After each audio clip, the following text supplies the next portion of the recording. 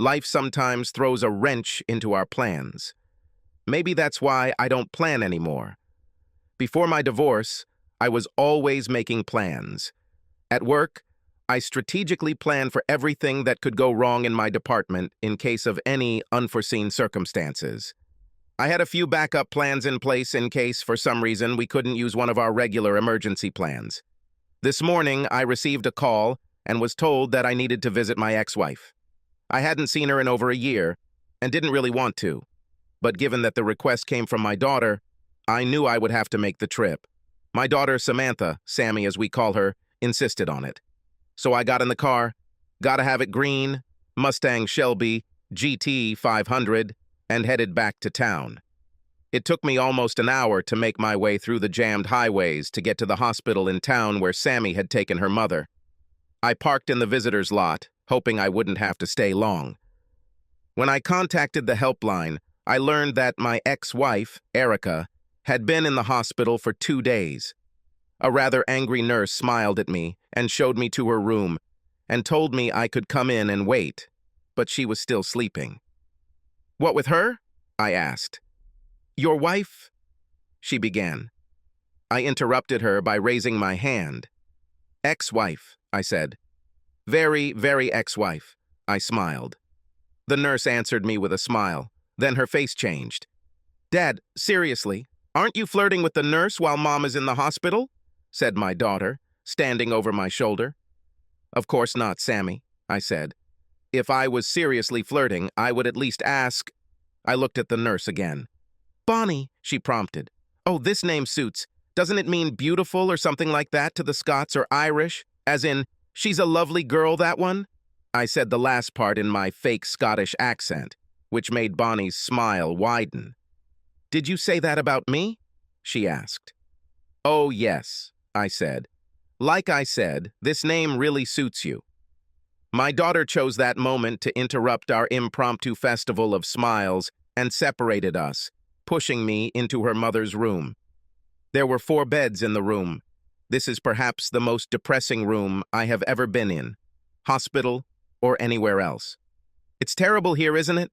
she asked. I shrugged. "How should I know?" I asked. I have no reference point for comparison. "Dad, this is the ward," Sammy said. "They can place as many beds here as physically possible to squeeze in. It's noisy, sometimes it stinks, and Mom deserves better." I shrugged again. "Dad, she's only here because she doesn't have health insurance. Darren can't put her on our plan. The only person who could put her on his health plan—" Her voice trailed off. I looked around, raising my arms to the sides with my palms up. "Who?" I asked. "I'm retired. I'm a consultant. I come in sometimes when they need advice on something. And since the company was generous enough to offer me a plan, I took it." "You could put Mom on your health plan," she said quietly. "Sammy, honey, I love you more than anything in this world. I would do almost anything for you. But you have to understand that your mother and I are divorced. I did everything the judge ordered. The day we signed the papers, I took out a loan and wrote her a check. I did it so she could have every penny she was entitled to," I said. My daughter looked at me as if she was sure I was hiding something. "Honey, how many people do you know who are divorced who can say they got every penny they were entitled to on time?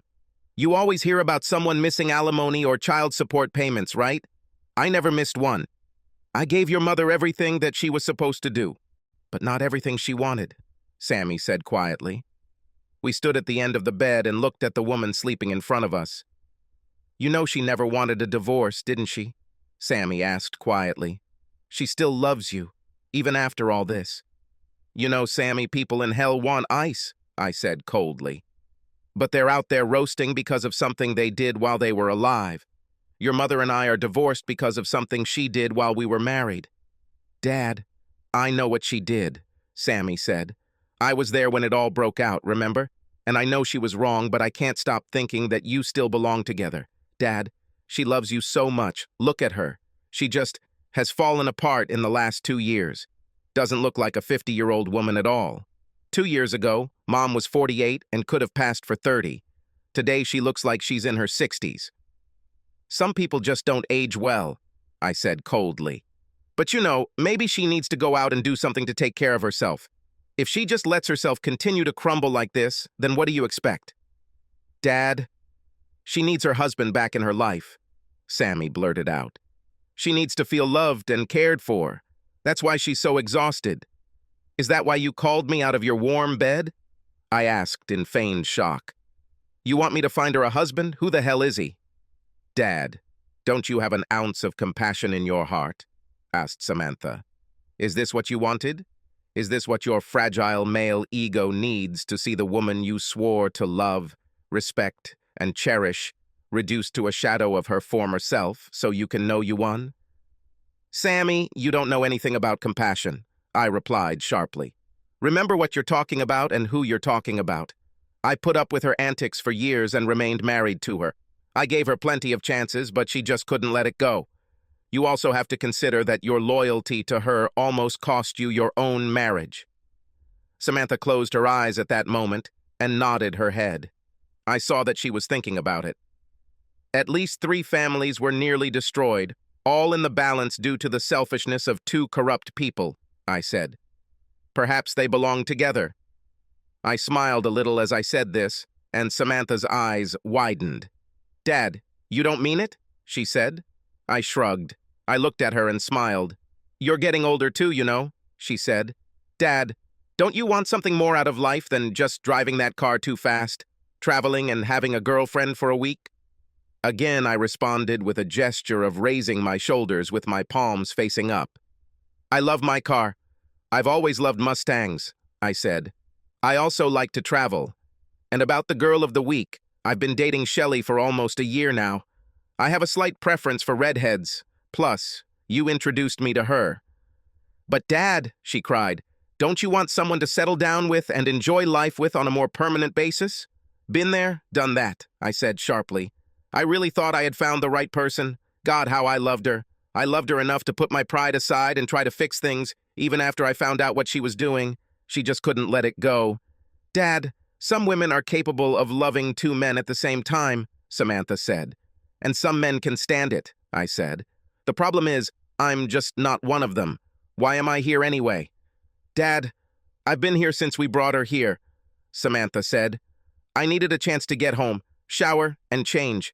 It would be nice to see my husband again, too. Darren was wonderful. He sat with her for a couple of hours yesterday to give me a break, but I couldn't ask him to do that again. You know he doesn't really love his mom. He got along fine with her until I left it unfinished. But now, maybe it's not that he doesn't love her.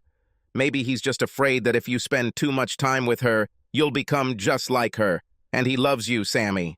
Besides me, I can't think of anyone who would love you as much as he does.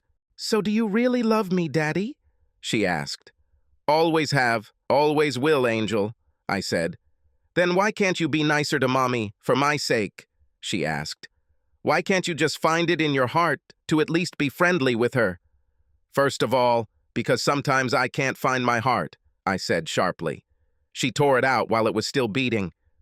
Sammy's eyes widened at the bitterness and anger in my voice. I loved her, Sammy. I loved that woman for more years than you've been alive. When we were together, all I did was... I forced myself to calm down. No, Sammy, I can't be friends with her. I can't let the past go. There can't be any burying the hatchet unless I bury it in her forehead. I don't even know why I'm here right now. Dad, have you gotten your revenge yet? She asked. You've already broken her spirit. What more do you want? Sammy, I didn't take revenge on your mother, I said. I left her alone. I just walked away. I know, Dad, she said. I still don't understand it. There are so many things that don't add up these 2 years after the divorce. So many things that I can't understand. Like what? I asked. We split our assets in half except for the house. It just doesn't make sense, she said. Mom didn't need all these things. She just wanted you. And it seems like you should have had a lot more money than you actually had. Our family's finances were checked by your mother's lawyer. I shrugged. So why are you driving a customized Mustang that my husband says costs at least $50,000 when Mom can't even afford a car? She asked. Maybe I have a better credit history, I said. Anyway, I'll sit here and play games on my iPad while she sleeps for a few hours. I'll give you a break, honey. I hope she doesn't wake up. If that happens, I'll call you right away. What's the point? Deal with her? Dad, Mom was diagnosed with severe symptoms of depression. She actually takes medication for it. For some reason, she swallowed all her pills at once. We had to pump her stomach. Plus, she wasn't eating as well as she should and was drinking too much alcohol. She's exhausted and dehydrated, and we still don't know if she swallowed all the pills by accident or if she was trying to do something, Sammy said. So chances are she won't even wake up, right? I asked, smiling. That's right, Sammy said. But Daddy, if she wakes up, please be good to her, for my sake. Okay, Sammy, I said. My daughter kissed me on the cheek and left the room. I sat down on the chair next to the bed and took out my iPad. I started reading the book, but quickly lost track as my thoughts wandered back to how it all started 2 years ago. We do strange things for our children. When Sammy was a little girl, she was always trying to cook and creating these strange mixtures of different types of candy. I love my daughter more than anything in the world, so whatever she made, I ate it and told her it was the best thing I've ever tasted. I remember her inviting her mother and me to her house for dinner. We had a pleasant evening. Samantha still didn't know how to cook. The roast was as dry as the Sahara Desert. I had a feeling Darren knew this too, because he kept refilling my drink whenever my glass was half empty. It's a good thing I'm not much of a drinker, otherwise this roast would have made me an alcoholic. It was a pleasant evening spent with family. It was the type of evening you can't have too much of, or so I thought at first.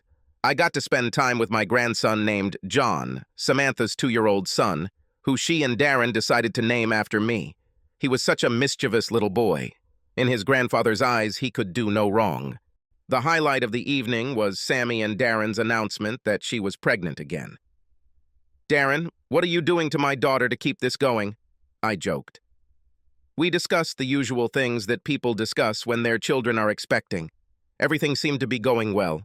We even discussed what to name the new baby. We all agreed on the name Elizabeth, after Darren's mom, if it was a girl. I suggested to Peter if it was a boy, after Darren's dad, which he really liked. And then it all went wrong. Well, you already have one grandchild named after you, darling, my wife Erica said. Why not let someone else name the grandson? What do you mean, honey? I asked, joking with her.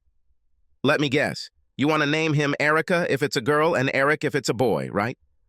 Actually, I was thinking about Randall, she said. We could call him Randy for short. Randall James Dillon sounds like a good name. It was as if all the warmth had disappeared from the room. Samantha turned around and looked at me. I don't know. I don't like it, she said. I like Dad's suggestion better. Don't you, Darren? Darren hadn't looked at me yet. He was still smiling, thinking about how happy his father would be to have a grandson named after him. He simply nodded. Erica reached out to take my hand, as she usually did, and I pulled away from her almost violently. Samantha hadn't noticed my expression yet. What do you think of this proposal, Dad? She asked. In the coldest tone I have ever used towards my daughter, I responded, I think if you call him that, it'll be just as big a damn mistake as the one your mother just made. Have you ever seen those scenes in movies or on TV where everyone at a party is having fun? People are dancing, music is playing, people are eating and drinking and laughing everywhere. And then someone does something really stupid and everything suddenly stops, and every head turns in their direction. Usually the music stops and you hear the sound of a needle scratching on an old record at the same moment. Well, that was such a moment. For what seemed like an hour, but was probably no more than a few seconds, no one said anything. Darren then broke the silence in a diplomatic manner. He looked at his watch and said, Wow, I really need to go to bed. I have an early meeting tomorrow. Thanks for a great evening, Darren, I said. Love you, Sammy. Then I stood up and headed towards the door. As I opened the door, Samantha called out to me. Dad, what's wrong with you? She asked. Are you forgetting something? Come here and hug me, Sammy, I said. I need to get out of here. I can't even breathe. I was talking about Mom, she chuckled. I thought you didn't drink. Darren, what have you been filling my dad's glass with all night? It was Pepsi, honey, I said. Although I could use some alcohol right now. What's the matter with you, John? Erica came up. She reached for me again, and this time I moved away from her so obviously that everyone saw it. "We'll talk about it when we get home, honey," she said. "We won't do anything," I replied sharply. "I'm going back to my house. I have no idea what you're going to do or where you're going to go, but it's definitely not with me." Wait a minute, Dad," Samantha said. "Are you mad at your mom because you didn't like the name?" Erica's eyes widened because she suddenly realized that I knew. "No, honey," I said. "I'm not mad or angry at all. I just finally came to my senses. There are times when the people you love hurt you, and you just bear it. There are times when you remain silent for the sake of the world because you think that if you just wait out this little moment, everything will be better. But then something happens that shows you that you suffered and made concessions in vain. Sometimes some things just can't be let go." Everyone in the room looked at me except Erica. She already knew what I was talking about. "Dad, you don't speak clearly," Samantha said. "Sammy, your mother wants you to name my grandson after the man she's been in love with for the last 15 years or so, the one she had an affair with. She found out a couple of days ago that he recently died. She's trying so that his memory lives on in my grandson." Both Samantha and Darren looked at Erica, who had fallen to the floor and was sobbing quietly. "I'm so sorry, John," she said. "It's over. It ended over 5 years ago. I tried to be a better wife for you." "Why did it end, Erica?" I asked. "Because I felt guilty," she said. "I knew what I was doing was wrong, so I ended it. Can't we talk about it? First of all, it wasn't an affair. We only met once a year. And we didn't even always have sex. And after I came home, you and I always had the best sex. It ended a long time ago. I love you, John. We need to talk about this. You don't understand it. It's not as bad as it seems." "It's worse than you think, Erica," I replied sharply. "Maybe when the divorce is over, you'll tell someone the truth, but I'm tired of your lies." "What do you mean?" she said. I confessed. "Erica, if you could, you would keep dating him," I said. "I told you I finished it," she replied sharply. "And you're lying again," I said. "I'm done with this." What?" she asked. "I went to Boston and met him 5 years ago," I said. "I beat him so bad he ended up in the hospital before your sorry ass got on the plane. I took his phone and got all your messages. I'll probably use them as evidence. I also told him who I am, and warned that if he ever appeared near you again, it would be his last day on the planet. I told him that I would also tell his wife about you too. I told him that if he ever tried to contact you for any reason, even just friendship, I will come back. That's why you didn't finish anything, Erica." "I did." "John, I'm sorry," she said. "I was wrong.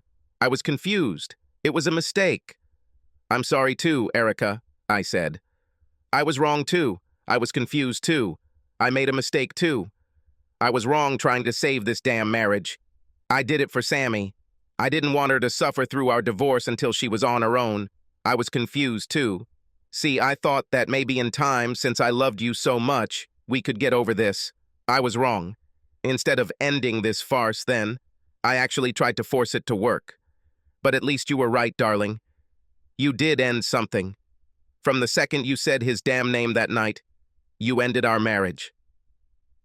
I left the house, got into the car, and drove away.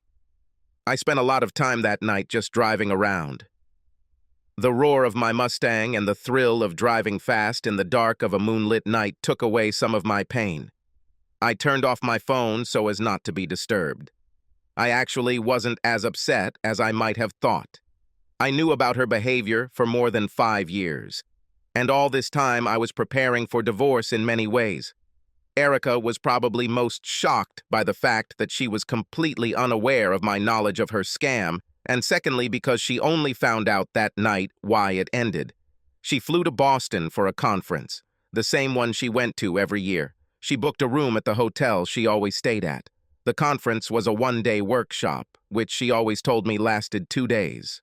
After the conference ended, she had dinner with Randall. They sat in the restaurant talking to each other until the restaurant closed. She even mentioned me a couple of times. Then, when the restaurant closed, they exchanged a very pleasant kiss and she returned to her room. Randall walked into the parking lot to his car to go home. When Randy walked up to his car, I was sitting on the hood. "Hey, this is my car," he said. "Sorry," I said. "It's wrong for people to touch things that don't belong to them, isn't it, Randy?" "I completely agree," he said. "Is this one of my wheel caps?" "Yes," I said, smiling. "I took it off myself. But let's not talk about the caps, Randy. Let's talk about Mary, your wife, who's waiting for you at home on Sycamore Street right now. It's probably too late for me to go see her now. I guess I should wait. See you tomorrow to visit her." "I'm calling the police," Randy said. I took out my phone and tried to hand it to him. "Randy, you can call the police whenever you want. It will be my word against yours, and either way, you will lose. Because somehow, in all of this, it will come out that you spent time with my wife, Erica, while your faithful little wife was waiting for you at home." Randy's face turned pale. "I'm not that type of guy, Randy," I said. "I think you made a mistake," he said. "I do know Erica, but we haven't spent time together." He looked at me and saw how serious I was. "Okay, we had dinner together tonight. Some of the things we learned at the conference were interesting, and we both wanted to talk to someone about them, but that's it. Nothing happened, we just lost track of time." "Phew," I said. "You scared me." He smiled at me, as if he was glad that we had cleared everything up. I hit him in the face as hard as I could. He fell like a bowling pin. Then he rose to his feet and began to run. I threw his cap at him and hit him at the feet. He tripped over it and fell again. When I finished, both his eyes were blackened. His nose was broken and his lip was split. "You really scared me, Randy," I said. "For a moment, I really thought I couldn't beat you up. I know you only had dinner tonight. What about last year or the year before? How long has this shit been going on?" "Maybe 15 or 20 years. He muttered through broken lips. "It's over, Randy," I said. He nodded quickly. "If you ever say her name again, I will destroy your marriage and your life. Do we understand each other?" He nodded again. "Don't visit her," I said. "Don't text her or even call her. There will be no more warnings." "I understand," he said. "Randy, next time we talk, it won't be so nice," I said. It looks like it worked. When I returned home, Erica was, as usual, after the conference. She tried to kill me with sex, but I just didn't give in. Usually after she returned from the conference, we went on vacation together. That year, I pretended I was too busy to leave.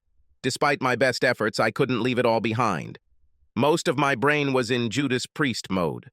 Okay, most of you don't know what I'm talking about. There's a heavy metal band called Judas Priest. Perhaps their best album is called Screaming for Vengeance. That's exactly how I felt. No matter how hard I tried, I couldn't calm down. I wanted blood. I wanted someone to pay for my pain. If misery loves company, damn it, I wanted someone to suffer with me. And I chose Randy. Through some business connections, I arranged for his dismissal. I didn't do it openly, didn't let him know it was me. It was enough for me to know about it. I felt great about it. I didn't have any regrets. It gave me the same warm feeling as when I did something good for Erica while doing something evil to Randy. I spent the last 5 years of my life destroying it. At the same time, I was sure that a divorce from Erica was inevitable. Why didn't I confront her and file for divorce? Because despite what she did, I still loved her. Deep down, I really wanted to believe her and give her another chance. But my mind, just like at my job, told me to prepare for anything. I told Erica that we had a pay freeze at work when in fact I got a promotion. After a few months, I finally got the promotion I had been working for the last 10 years. I didn't tell Erica. My salary almost doubled. I transferred most of the new income to accounts she knew nothing about. 2 years later, I received another promotion and another salary increase. Again, I didn't say anything to Erica. The reason for all this secrecy was that if we divorced, she would not have the slightest idea about my real income. She would actually believe that I still made $40,000 a year, so our divorce would be based on that. And I know that all the legal geniuses think that there is no chance of getting away with this with impunity. The first thing any good lawyer would do is ask for my tax returns and talk to my company's HR department to find out my salary. The thing is, my boss was absolutely devastated by his divorce, so he didn't see a problem in helping me. Officially, in the documents, I was listed as a middle manager. No one outside the company even questioned why all the other managers reported to me and reported to me. It just seemed normal for our company. 3/4 of my actual salary was paid regularly to another company that, at first glance, looked like one of our suppliers. I was not one of the directors of this company and did not own it. All the directors of this company were my fishing friends. In exchange for using their names, I would take them fishing once or twice a year. They were all listed as volunteers, so there were no tax consequences for them. The money from this company went directly into my offshore account, so it was untraceable after that.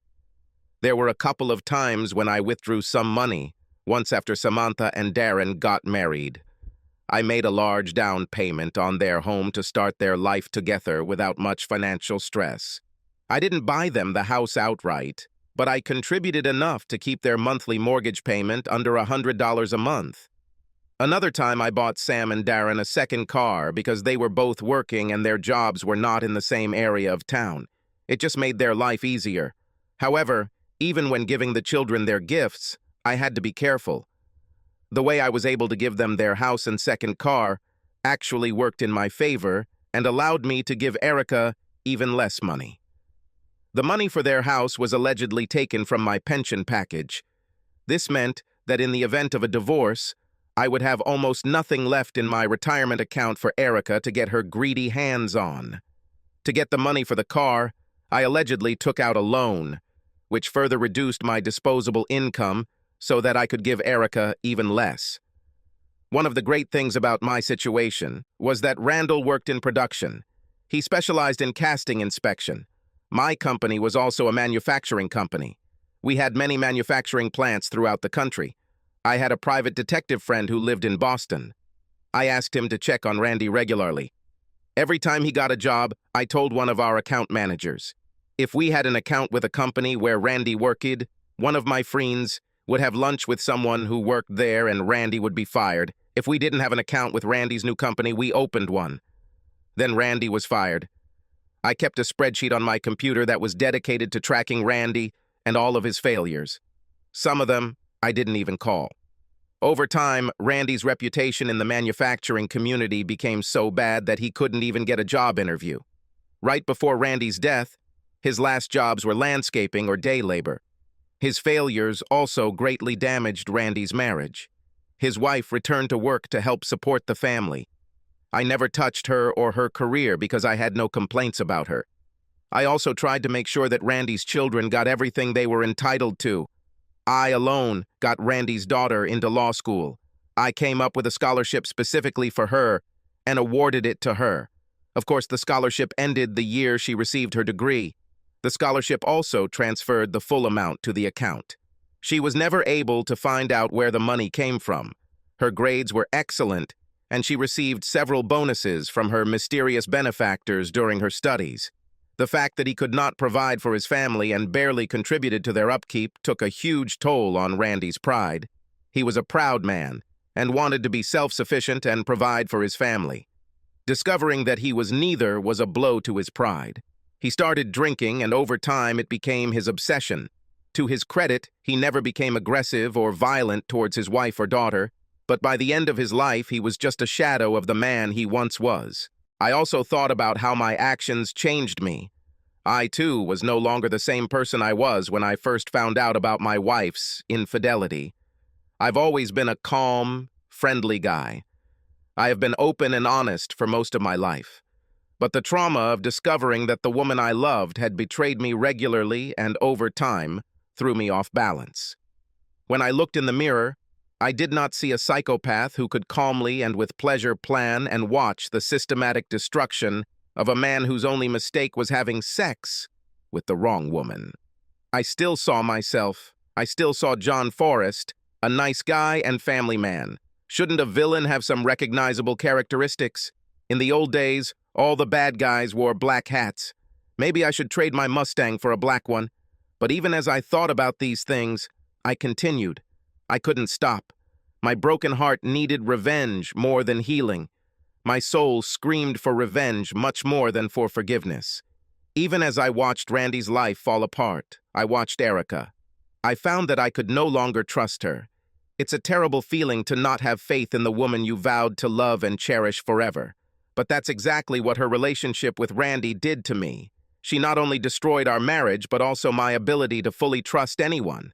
So for 5 years, while I was under Randy's thumb, I was also watching Erica and preparing for our divorce. Unlike most men who have a few days, or maybe a few weeks to try to protect their assets, I had 5 years to prepare. I originally planned for more than this. Erica was, although in decline, still relatively attractive when we divorced. I was going to wait until it subsided completely. But Randy didn't last as long as I thought. For 5 years, I hid and saved as much money as I could. I didn't have to worry about the house we lived in because it didn't belong to us. The house has been in my parents' family for several generations. We lived there because my parents, who were still alive, didn't need such a big place. When I was going through my divorce, I made sure that the lawyers knew that my parents owned the house and were just letting me live there for free. When Erica returned from the conference, she sent Randall a message about how much she enjoyed their dinner together and how wonderful it was to kiss him. She also told him that she missed the times when they made love, but was glad that it didn't happen this year. She always felt guilty for cheating on me, just as he probably felt guilty towards his wife. She told him that what they have now, their romance without sex, is actually better because they can enjoy their relationship that way for the rest of their lives without guilt on either side. Maybe they are getting old, and their love doesn't need physical expression, just being together is enough. This way they will be together forever. And she ended the message with, "Until next year, my love." I read this message while waiting for my luggage at the airport. I wanted to strangle Erica, and although I still loved her to some extent, my feelings for her had changed dramatically. Sometimes I found it difficult to keep everything together. When Erica came home, I was sitting in the living room watching a football game. She came up and hugged me, trying to kiss me. I moved away from her and told her that I had a cold, and I didn't want to infect her. "Just make sure we're both okay by this weekend," she said, smiling. "Why, what this weekend?" I asked. "You and I are going on vacation together, remember?" she said. "We always go after my boring conference." "Maybe you could take a mom and daughter trip this year," I said. "I really can't take off work this weekend." "But honey, it's the weekend," she cried. "You'll really only have to miss 2 days of work. Think about it. 4 nights and 3 days in Hawaii. It'll just be the two of us. We might not even leave the hotel room. I bought a lot of naughty things to wear for you." I wondered how many of these things Randy would have seen if they had met earlier. "Erica, we're under a wage freeze and the company is trying to cut costs in any way possible. I need to make sure they never think I'm one of the expenses they could cut," I said. "I understand, dear," she said. "I'll call Sam. I want you in the bedroom 10 minutes after I get upstairs." She came upstairs, and I heard her talking on the phone to my daughter Samantha. At the same time, she sent Randall another message, wondering if he had received her previous message. It just disgusted me. When I didn't come to the bedroom, she came looking for me. I dove onto the couch and pretended to be asleep. Over the next few weeks, I came to my senses. It was a big restructuring. I have become a much better actor than I ever imagined. We still had sex about as regularly as before. I don't know if Erica enjoyed it as much as before, but I definitely didn't. I didn't need to concentrate on her anymore because I didn't care. I had to look at things from a completely different perspective. Instead of thinking of Erica as my wife, whom I loved, I simply saw her as a woman with whom I had sex. It was accessible sex, and she was available. Our sex became rougher and less loving. But at the same time, it became more adventurous. Erica has always been quite conservative when it comes to sex. During the guilt period immediately after the conference, when she needed to convince me that she was mine, she rarely denied me anything. The next year, when it came time for the conference, I watched her carefully, looking for signs that she had contacted Randall. I checked her phone account online to make sure she hadn't received any calls from Boston. There were no calls, but she sent a few messages to Randall's phone. She became increasingly upset that Randall was not responding to her messages. She tried to contact him through friends. Friends told her he didn't remember her. He remembered, but he was afraid. He knew that if he answered, I would either kill him or worse, tell his wife and ruin his marriage. So you know it's over, she said, smiling. How do I know? I asked. The last thing you sent him 5 years ago was a message in which you said that your love would last until one of you died. That was only 5 years ago. But oh wait, he actually died now. No, right? But maybe you really weren't lying after everything. You loved him enough to try to get Sam to name my grandson after him, even though it cost you our marriage. No, John, you don't understand, she said. You chose to hurt me instead. John, how were you injured? She asked. This went on for over 20 years when you found out.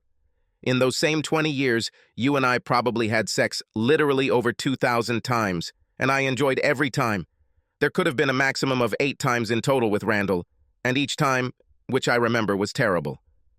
If it had been a case of me putting Randall above you, I would have understood that. But that never happened. If it had been a case of me giving you leftovers or doing something to shame you, I would have understood it. But that never happened. I love you too much for that. It was a once-a-year thing that happened so far from where we live that no one who knows us would be around, so no shame for you. And even in the year you beat up poor Randy and ended it.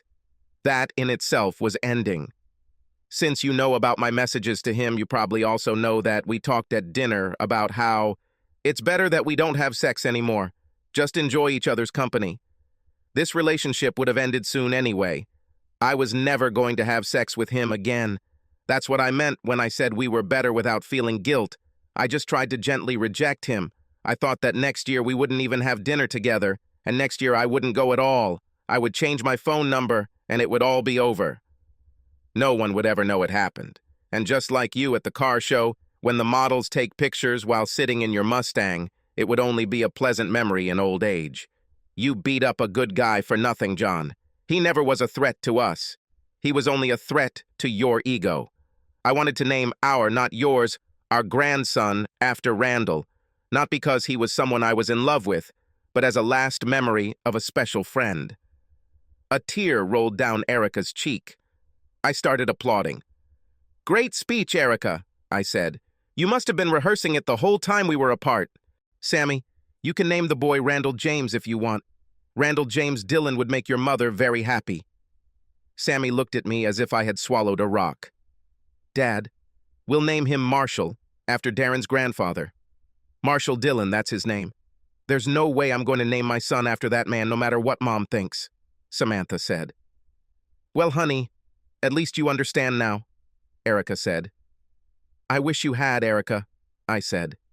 It really hurt me, because I loved you more than anyone in my life before. I loved you too much to ever want to share you with anyone else. It hurt me because, despite everything you say, a married woman who sleeps with another man, even once, is rejecting her marriage. I know there are people who say that just because it happened once, it's not a reason to break up. I don't, one of them. And this happened more than once. You had a long-term affair for several years. You deceived me, misled me, and broke our marriage vows. Even today, I simply do not trust you. I often follow you to make sure you do what you tell me to do. You have damaged our marriage in ways that even now have not yet surfaced. Erica, how long have I had the Mustang I'm driving now, and what's special about it? I asked. It has more horsepower, she said. Besides? I asked. She looked puzzled. You've never been in it, I snapped.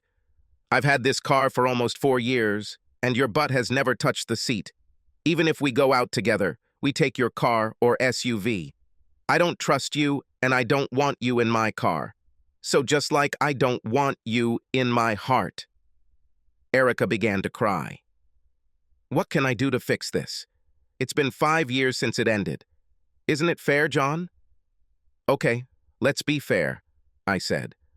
What if I go out and meet someone and have fun with them periodically for the next 20 or 30 years? John, I won't like this, and two lies don't make a right, she replied sharply. I didn't think you'd like it, Erica, I said. So if we're done, there's a card on the table with my lawyer's contact on it. Give it to your boyfriend when you find him. Please try to find someone quickly. I don't want this to take any longer than it needs to. John, I don't want a divorce, she cried. It's been 5 years since it all ended. Samantha, get her out of here before I have to do anything unpleasant, I said. Samantha grabbed her mother's hand and pulled her towards the door. In the days following our confrontation, Erica did her best to talk to me. Often our daughter and son-in-law had to mediate because I no longer had the desire to talk to her. I tried to explain to her that she had the opportunity to speak out and have her say, but I still remained adamant. What neither of us realized was that, while Erica was staying with Samantha and Darren, it was also affecting their relationship. Erica cried a lot, which made Samantha, who always comforted her and stroked her feathers, the one she talked to the most. For several weeks, Erica's influence seemed to be affecting Sammy. She even told me about it. One day I was having dinner with Sam and Darren when it happened. I invited them to explain that, although Erica and I would no longer be together, my feelings and relationship with the children would remain the same. I will still visit them, and we will still go out together. There will be no need to choose who can or cannot attend certain events for fear of upsetting someone. Dad, there's absolutely no chance that you and Mom can work things out, Sammy asked. I don't think so, honey, I told her. But why, Dad? She asked. Mom loves you so much, and she didn't do this very often, and not with people you know. And you beat that guy. Plus, God, she did this less than once a year. If you average, it turns out that at the age of 3, she actually slept with that guy. Compared to how often I slept with a pillow over my head as a child, it really doesn't mean much. Can't you just... That's enough, Sam, Darren said sharply. Darren was a quiet guy. He rarely spoke much, but this time he was decisive. What if it was me? He asked. What if I started sleeping with my secretary every now and then? Not every day, just once a month or once every couple of months. What if you didn't find out about this until we were both 50? Would you like it to hurt less? And since it didn't happen that often, that would mean it was right, or at least not that bad? Samantha looked at him seriously. You don't do that, do you? She asked quietly. Well, she's younger than us and she's beautiful, Darren said. I was beautiful too, until you started filling me with your children, Samantha replied sharply. So just because I've gained a few extra pounds and my stomach isn't that flat, gives you the right to start cheating on me with Tammy? God, Sam, it won't be forever. Eventually she won't be beautiful either. Then I'll start being faithful to you again, Darren said. Samantha's eyes filled with tears. I'm sorry, Sam. I love you very much, so I wanted you to know. Samantha stood up and Darren grabbed her hand. Sammy, I'm sorry, he said. I have not and will never sleep with Tammy or anyone other than you, and you are still beautiful. To me, you are the most beautiful woman on the planet. But I wanted you to know something. I understood how your dad felt. And it must have been a lot worse for him because it went on a lot longer, and they were married longer. I'm so sorry, Dad, Sam said. I guess I listened to my mom too much. She somehow convinced me that what she did wasn't that bad, and no one wants to see their mom cry, so I just put your feelings out of my mind. Besides, honey, there's another fact. Your dad actually gave her a second chance. When he ruined that affair, he didn't even mention it to her. He didn't make her feel guilty or punish her. It was how to give her a clean slate. But she couldn't let go of her feelings for that guy. Do you understand how much pain that must have caused him over the years? Think about how much he loves our children, his grandchildren. Can you imagine that your grandson is named after the man your wife betrayed you with? Your mom either doesn't respect your dad completely or thinks he's stupid, even suggesting it was a slap in the face. I know my opinion doesn't mean much here, but I think your dad is right. I'm not a big fan of the influence either. Your mom's on you. Erica didn't take it easy. She fought for the divorce tooth and nail. As usual, she tried to be smarter than everyone else. She called me at work to tell me that she had found her lawyer and would bring his contact information. She stopped at the house on her way to a date that evening. "Erica, you don't have to do this," I said. "Why ruin your date? Why not just dictate the information to me over the phone or just give your lawyer a card with my lawyer's information written on it?" "I don't have it now," she said. "I just remembered to call you.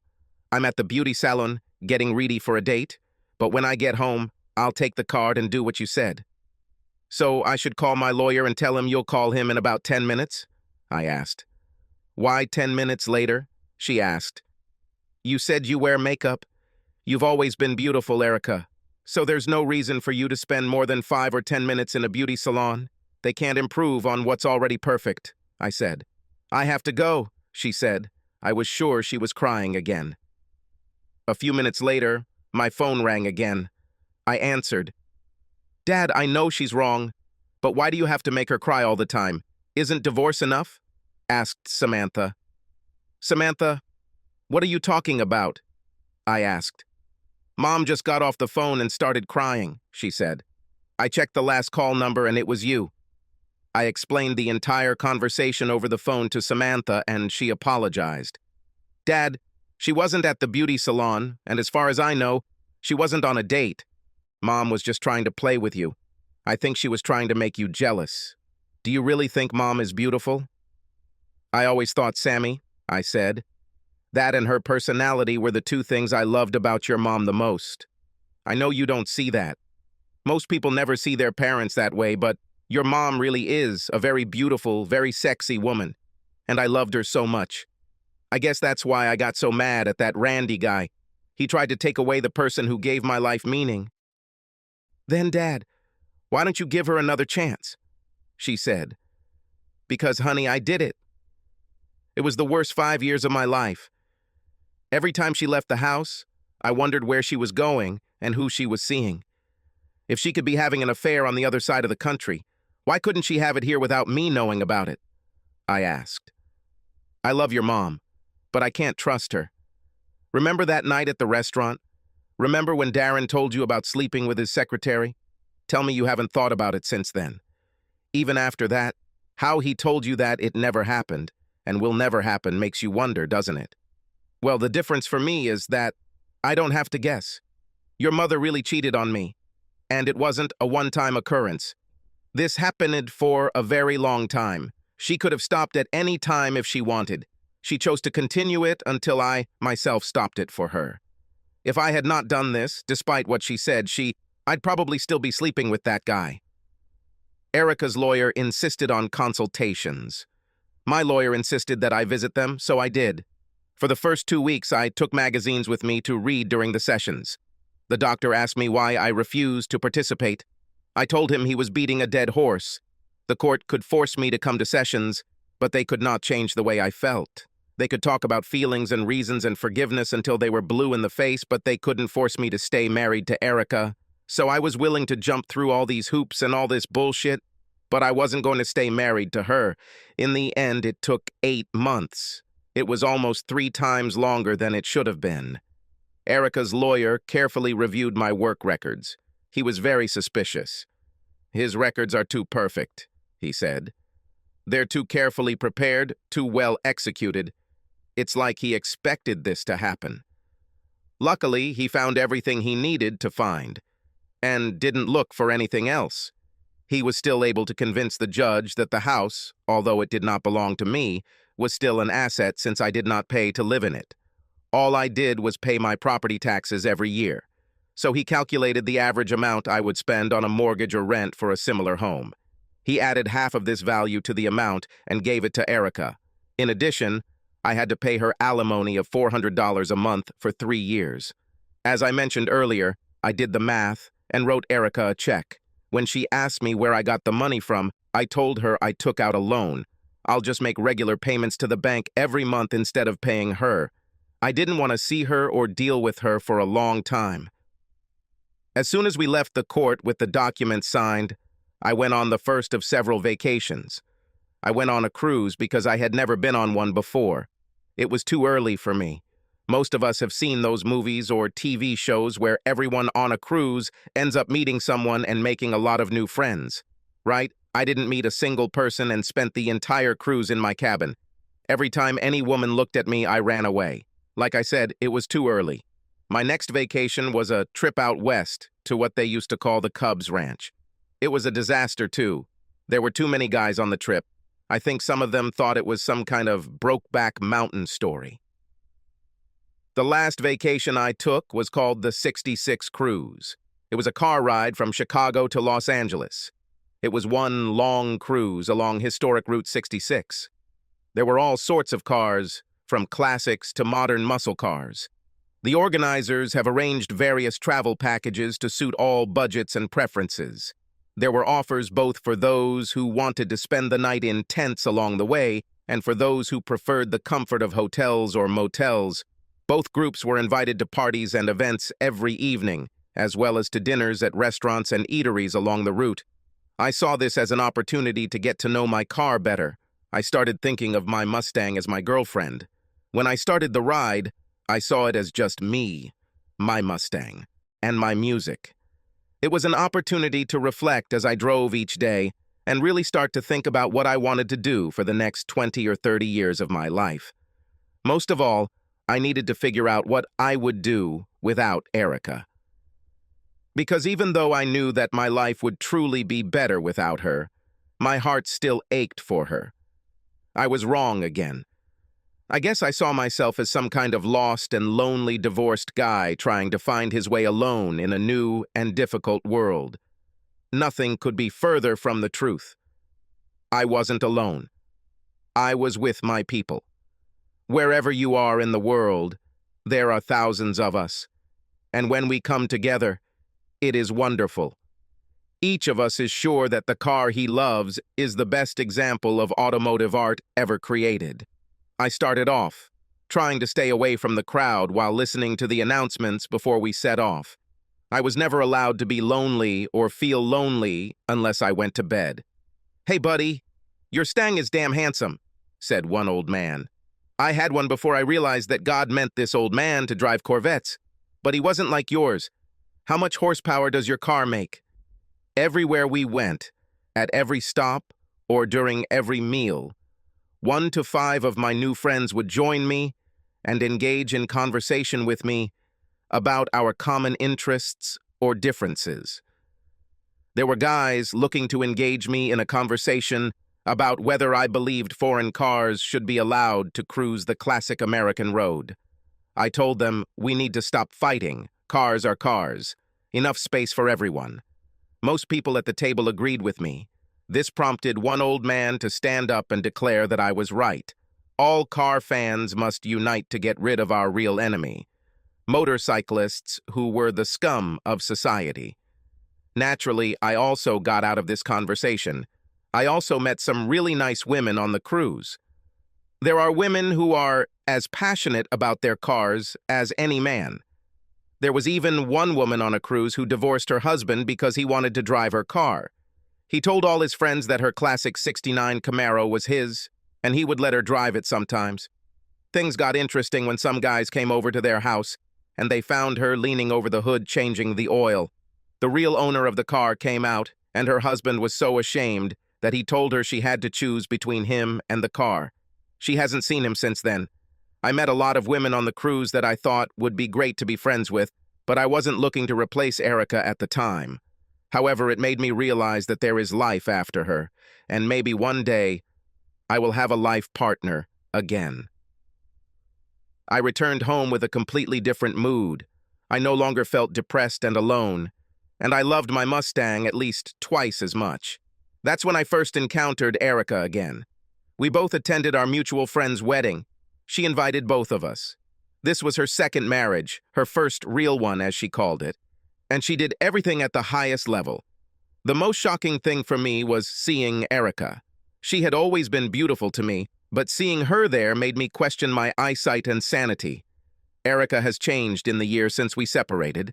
She was skinny, and her face looked gaunt. Her hair was styled so that it looked like it was stuck to her head. She had something of a permanently sullen expression on her face, and she had bags under her eyes. I stood and looked at her until I felt someone push me in the side. "Go up to her and say something nice, Dad," Samantha said next to me. "And then I need to ask you a favor." I forced my legs to cross the room. "Hi, Erica," I began. "You've lost weight. Is this a new hairstyle?"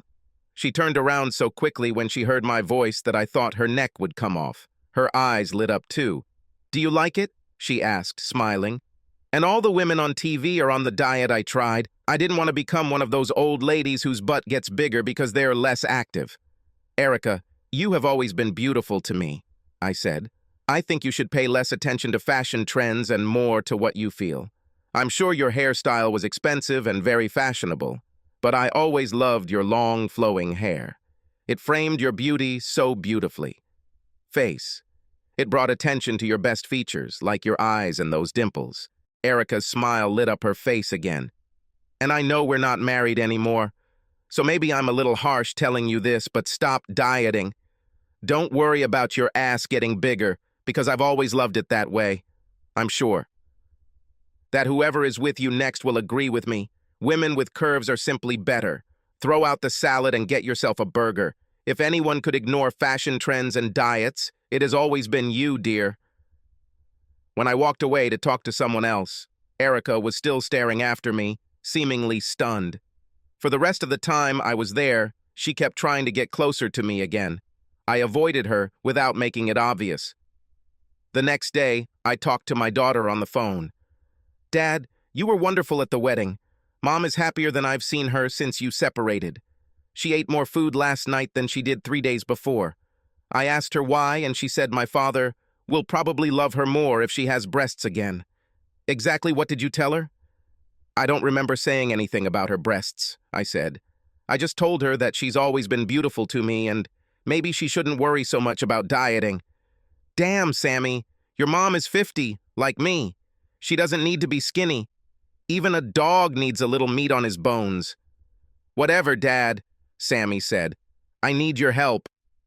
I looked at her warily. "Relax, Dad," she chuckled. "This has nothing to do with Mom. I have a friend who is trying to get a degree. She is terrible at math and needs to pass both algebra and trigonometry. I remember how great you were at tutoring me when I was going through high school and college. Don't they have tutors?" I asked. "Dad, this is an unusual situation," Samantha said. "First of all, she's older, but not as old as you. She works nights, so she can't get to many of her tutoring sessions. And Shelley is a really unusual person. Can you at least try this for me?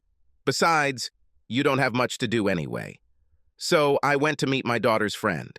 She had red hair, and at first I thought she was fat. Samantha told me that the woman has deformity and self-esteem issues. She was very reserved and seemed unsure of herself.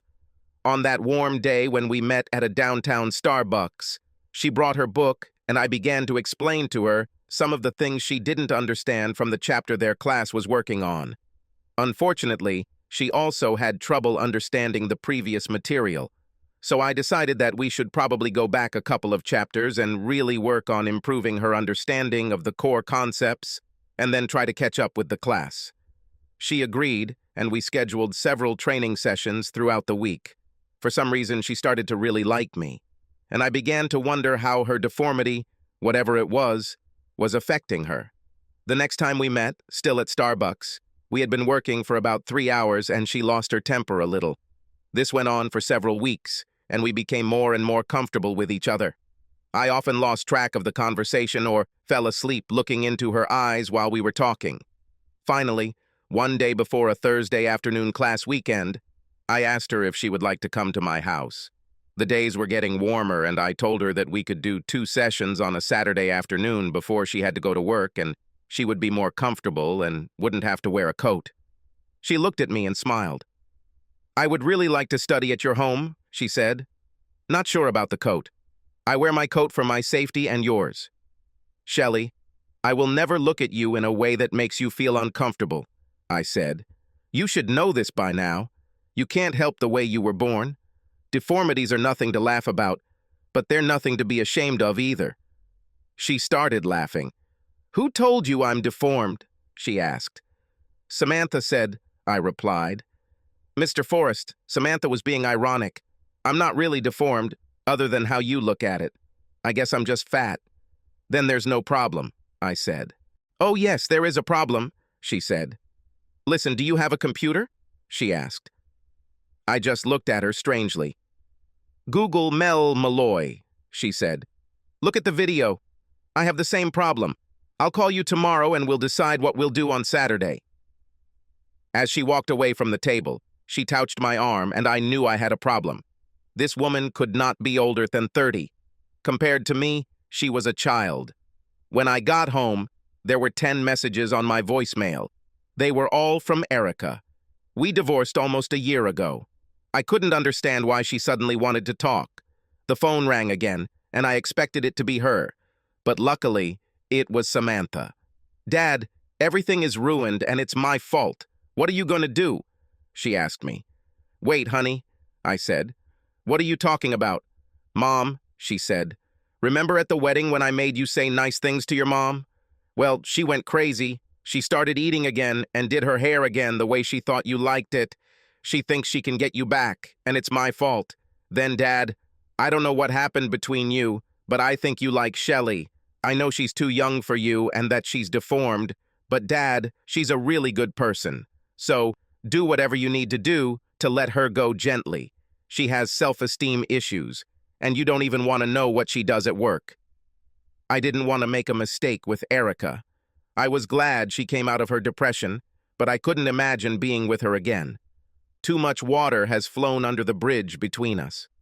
On the other hand, Shelley intrigued me. What the hell could possibly make Shelley interested in me? Shelley's face was beautiful. Often, when we were studying while she was solving a problem, I would find myself lost in her gaze. She had the most wonderful smile. Her lips were plump, and I wondered what it would be like to not only kiss them, but to gently bite those lips. I think my life will always be a cycle of plenty and famine. For almost a year, I had not met or even spoken to any women other than those I had met while traveling along Route 66. And now 2 women were showing interest in me, one I didn't want and one I couldn't have. While I was thinking about my problem, I turned on the computer. I went to Google and typed in the name Shelley had mentioned. I received a bunch of results and a lot of questions. I saw a lot of terms that I simply did not understand. What the hell is POG? I watched one of the videos. It appeared to be a vlog of a woman trying to lose weight. The woman in the video was really nice. She looked a little like Shelley. I could tell it wasn't her. The hair was not the same. The facial features were also different. Was Shelley trying to tell me she needed to lose weight? Was this a problem? If that were the case, it wouldn't bother me at all. I started by watching some of the earlier videos in the series, but after a few videos, my eyes almost popped out of their sockets. The only one who thought this woman was fat was herself. She was amazingly curvy, but no man would ever call her fat. She had the most perfect figure and hours, as you can imagine.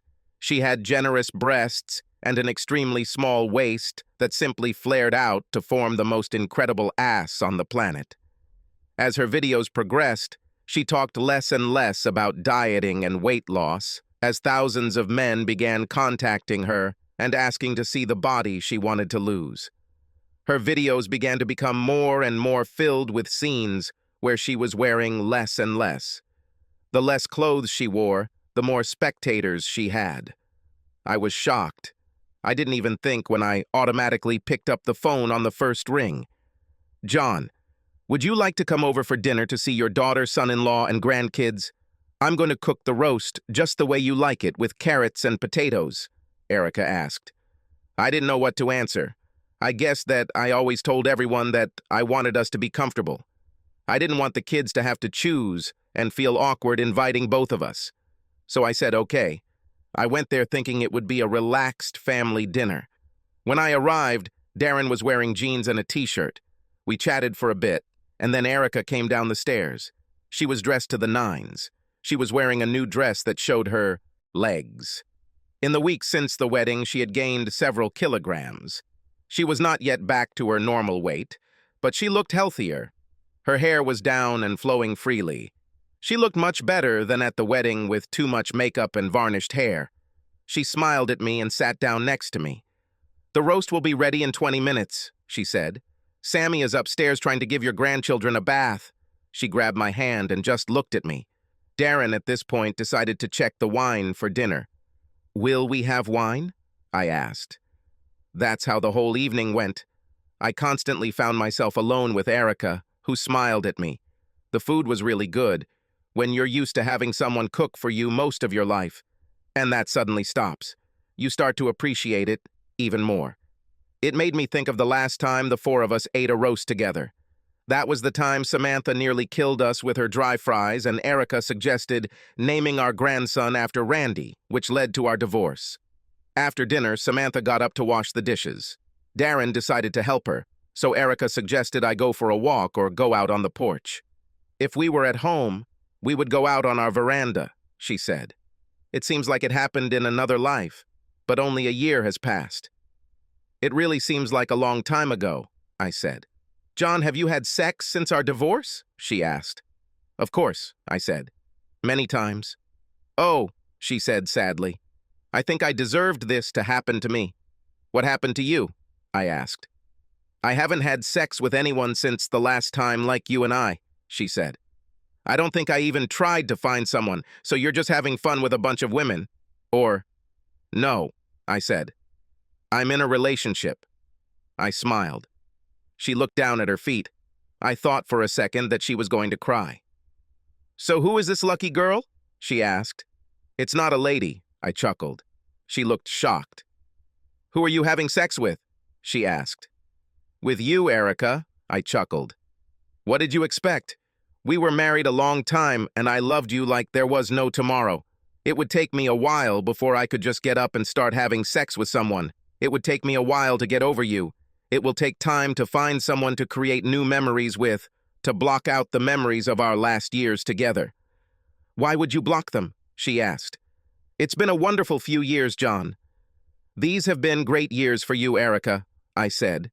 "It was torture for me. You knew that I loved you more than anything in the world. But all I knew was that you deceived me for a long time. All I knew was that you betrayed me in the worst way over and over again. You knew that I belonged to you. I knew that I had to share you with someone else sometimes. And in those moments, he was obviously more important to you than me."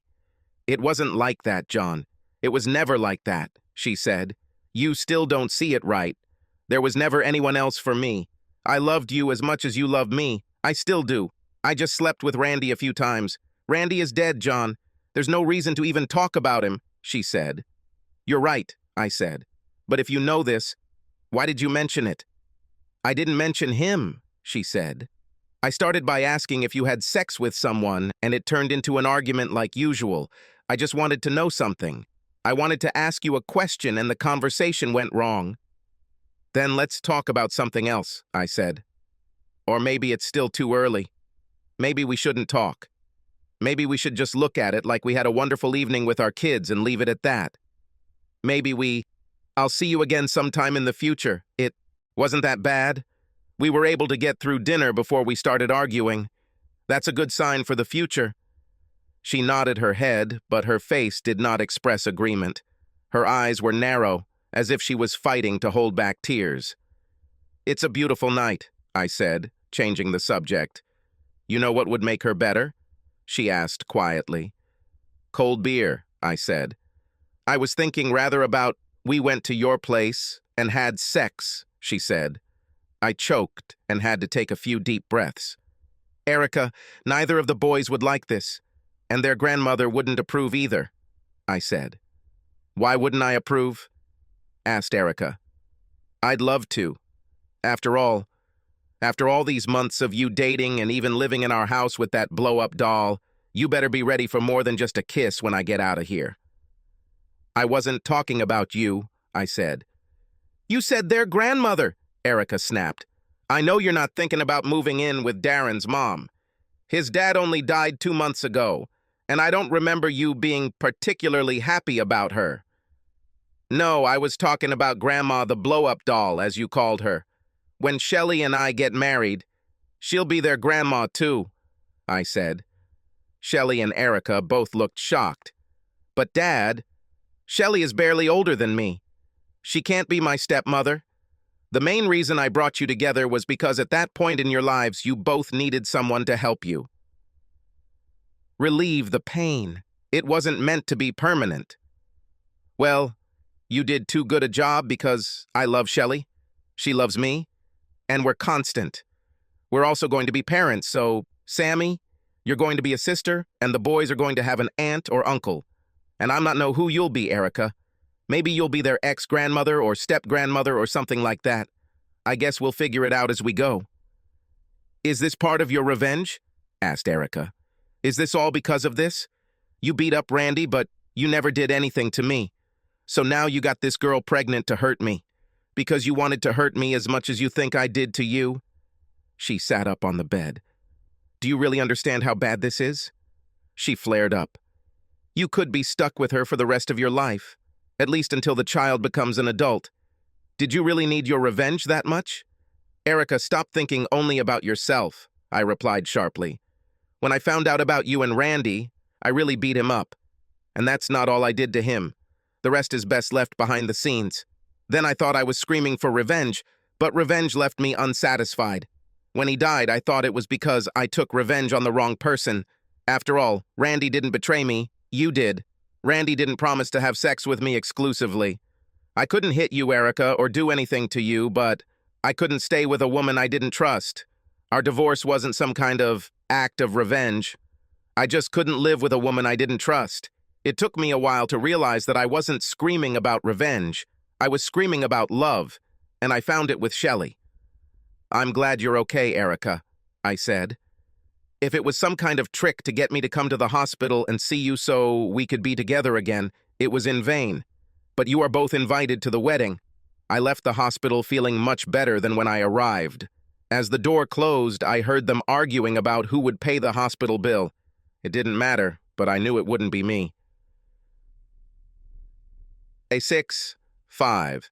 Subscribe to our channel so that your second chaff doesn't cheat on you, and go ahead and listen to the next story, because this story is nothing compared to the next one.